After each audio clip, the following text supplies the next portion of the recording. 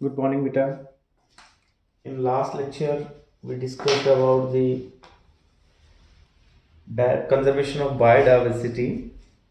There are two methods to conserve it: in situ and ex situ. In situ conservation includes national parks,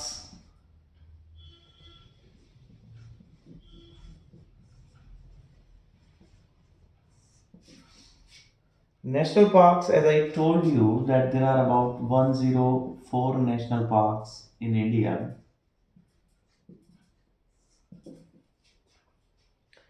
National park is a tract of land.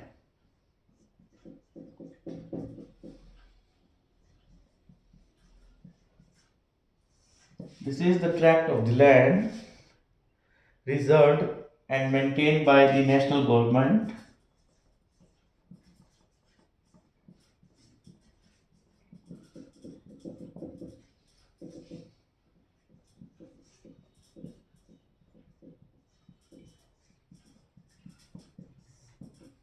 Central government के under आते हैं बेटा, for welfare of entire wild life,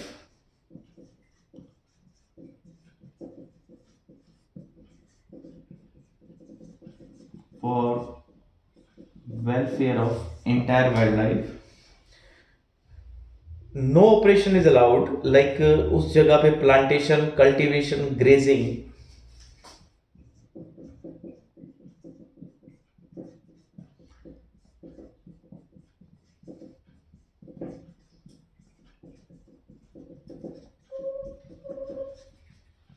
not allowed बेटा।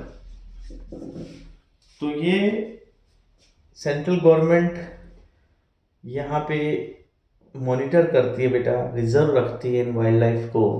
और national park वो land है जिसके ऊपर प्लांटेशन, कल्टीवेशन, ग्रेजिंग और human activities, private ownership of rights are also prohibited.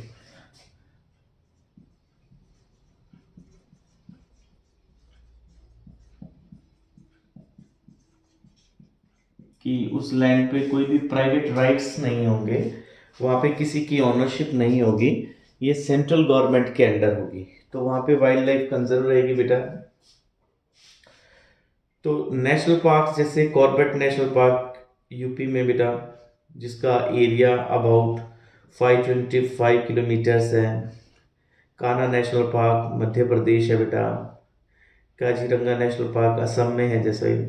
गिर नेशनल पार्क गुजरात में है जैसे बेटा। बांदीपुर नेशनल पार्क जैसे कर्नाटका है। तो नेशनल पार्क जहाँ पे हमने वाइल्ड लाइफ को कंजर्व करना है। इसके बाद सेकेंड है बेटा सेंचुरीज। Yes, centuries.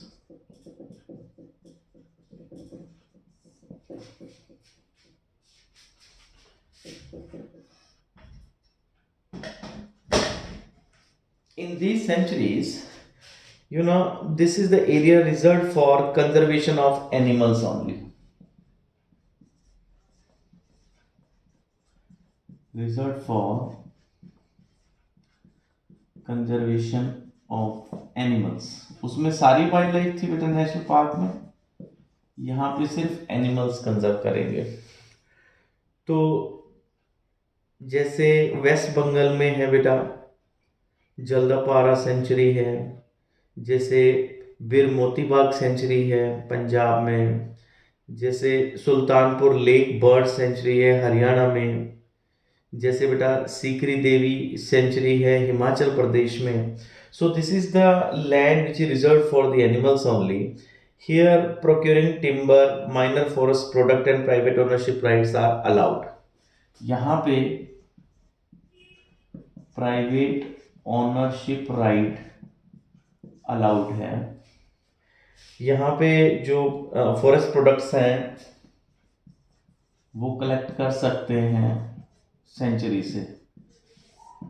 तो इसमें इतनी रेस्ट्रिक्शंस नहीं है बेटा सेंचुरीज में जितनी नेशनल पार्क्स में थी। इसके बाद थर्ड है बेटा बायोस्फीयर रिजर्व्स। बायोस्फीयर रिजर्व्स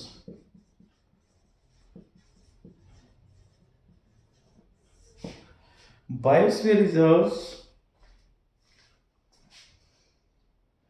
जैसे बेटा मैंने पहले डिस्कस किया, कितने हैं? 18। There are 18 biosphere reserves. Biosphere reserve एक स्पेसिफिक एरिया है जिसमें मल्टीपल यूज ऑफ लैंड है।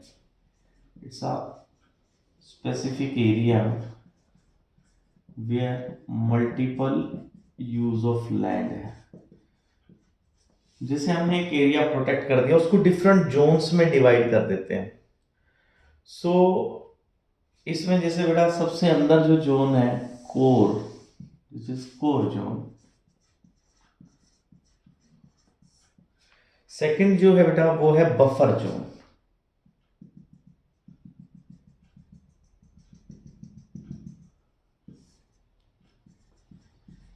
दिस इज बफर जोन बेटा।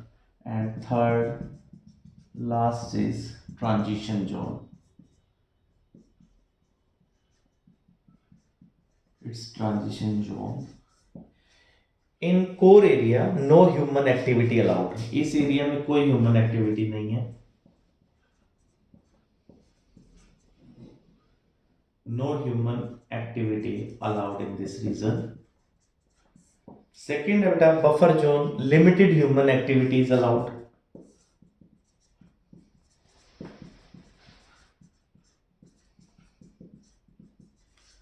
And last transition where human settlements can be there.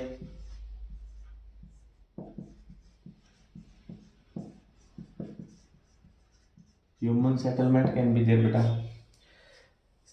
Several human activities can occur.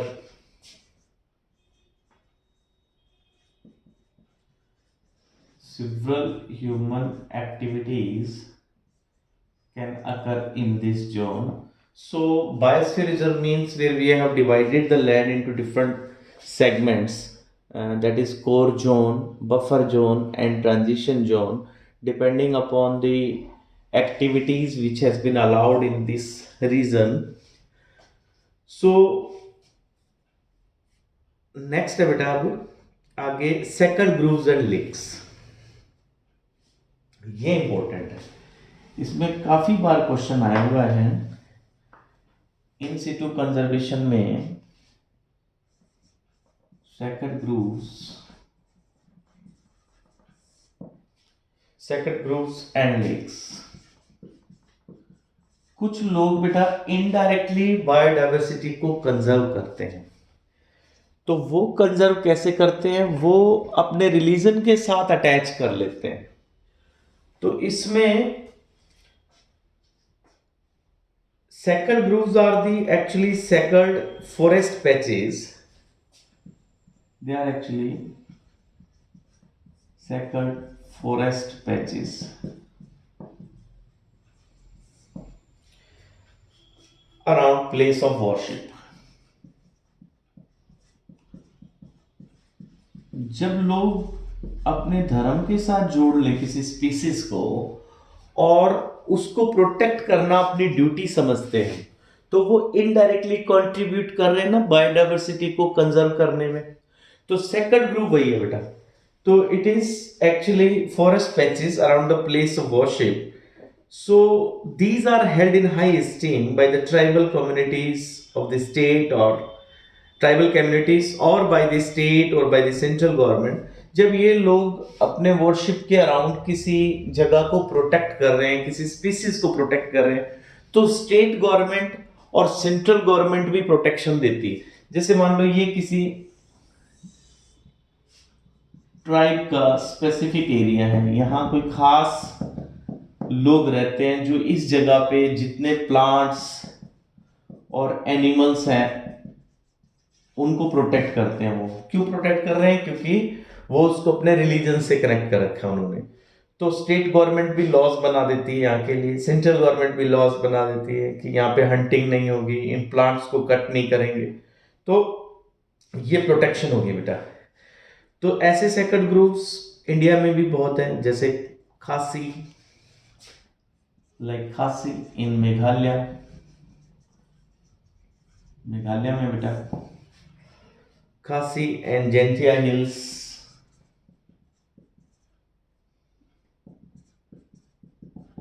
these are protected. Then बेटा Surguja, Chanda, Bastar area,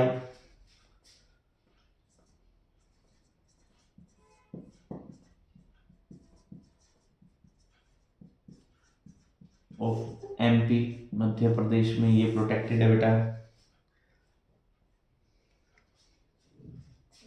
that is Surguja. Surguja, Bastar and Chanda area of Madhya Pradesh, western Ghat of Maharashtra,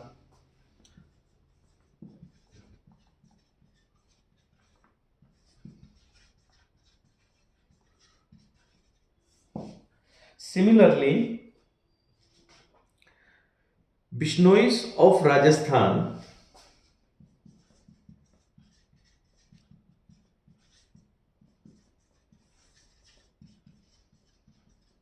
protect black bug,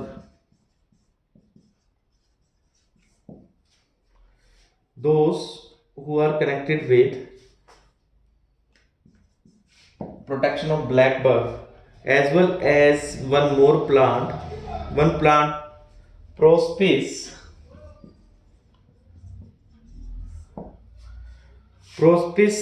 cinerea. तो इन दो को highly protection मिलती है राजस्थान में. किससे? Bishnoi community से.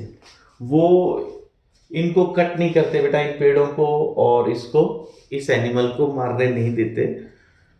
तो प्रोटेक्टेड है ये. इनडायरेक्टली प्रोटेक्शन होगी बायोडाइवर्सिटी की.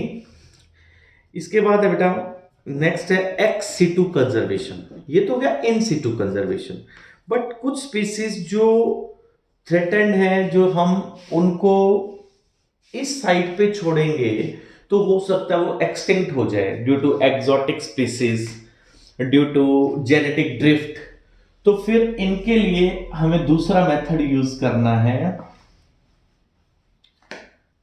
जैसे लाइक इसको कहेंगे बेटा ex situ conservation.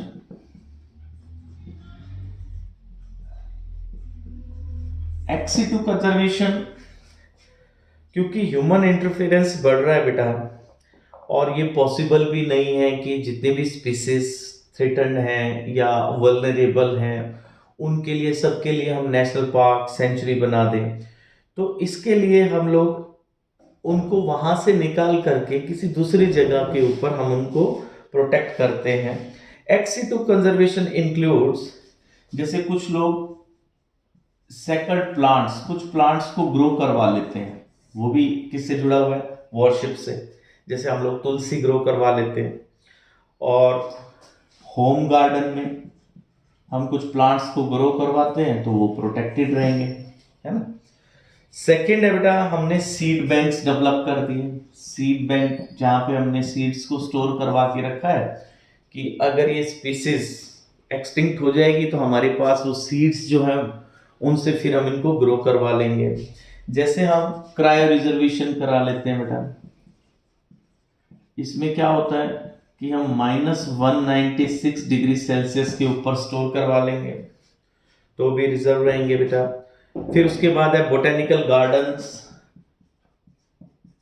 Botanical gardens हैं, इनके अंदर भी स्पीसीज प्रोटेक्टेड हैं. उसके बाद बेटा जूलॉजिकल गार्डन्स हैं, एक्वेरिया है.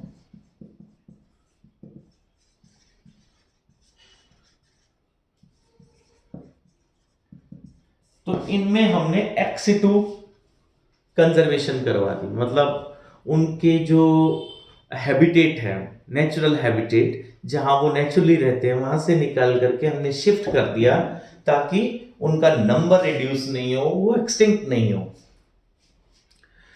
सो there are about 1500 botanical gardens where specific tree and shrub species are cultivated in the world, containing more than 80,000 species. यहाँ पे बेटा हमने करीबन 80,000 स्पीसीज को बोटेनिकल गार्डन के अंदर स्टोर करवा रखा है, ग्रो करवा रखा है.